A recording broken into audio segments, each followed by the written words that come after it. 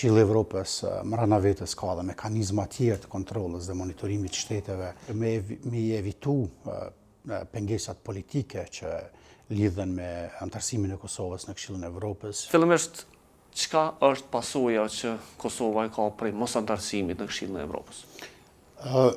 Mendoj që pasojat janë të shumë thjeshta. Fillimisht për vetë demokracinë e vendit tonë, në shtetin e Republikës Kosovës, po pastaj të qytetarët, sepse e kanë humbë ose privohen nga një drejtë me pas një kontroll ndërkombëtare në raport me punën e autoriteteve të Kosovës, kryesisht vendimeve gjyqësore, të cilat i nënshtrohen jurisdiksionit të kësaj gjykate. Por nuk është vetëm kjo.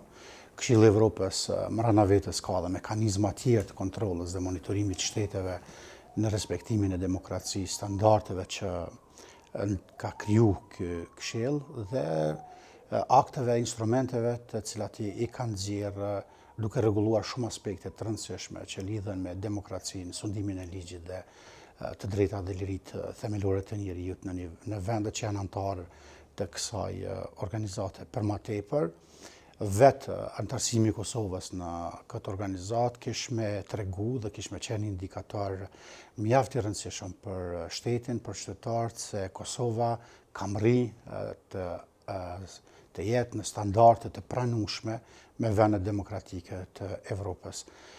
Natyrisht, unë në vazhdimsi në çdo takim që kam pas me ndërkombëtar, qoftë vizita individuale ose grupore, por edhe në organizimet ndërkombëtare ku ne jemi pjesë e mekanizmave të shumtë ndërkombëtar, e kam ngritë si shqetësim dhe kam kërkuar që me evitu pengesat politike që lidhen me antarësimin e Kosovës në Këshillin e Evropës, duke provu që përmes avokatëve të popujve të vendeve përkatëse të arrijë me botë të qartë se antarësimi i Kosovës në Këshillin e Evropës është interes edhe i vetë organizatës, por edhe është interes i të gjitha komuniteteve dhe gjithë qytetarëve në Republikën e Kosovës. Po prej vlerësimit juaj, në rast se do ishim pjesë e këtij mekanizmi, a vlerëson që ka çështje në Kosovë të cilat gjykata evropiane kishme hedhë poshtë dhe kishme dhënë të drejtë qytetarëve?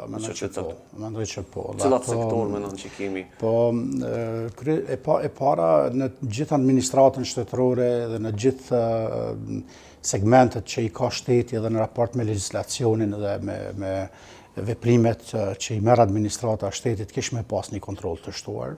Ju e dini, Këshilli i Evropës ka mekanizma që mbikëqyr edhe barazinë dhe mos diskriminimin përmes organeve të barazisë dhe përmes monitorimit të këtyre organeve.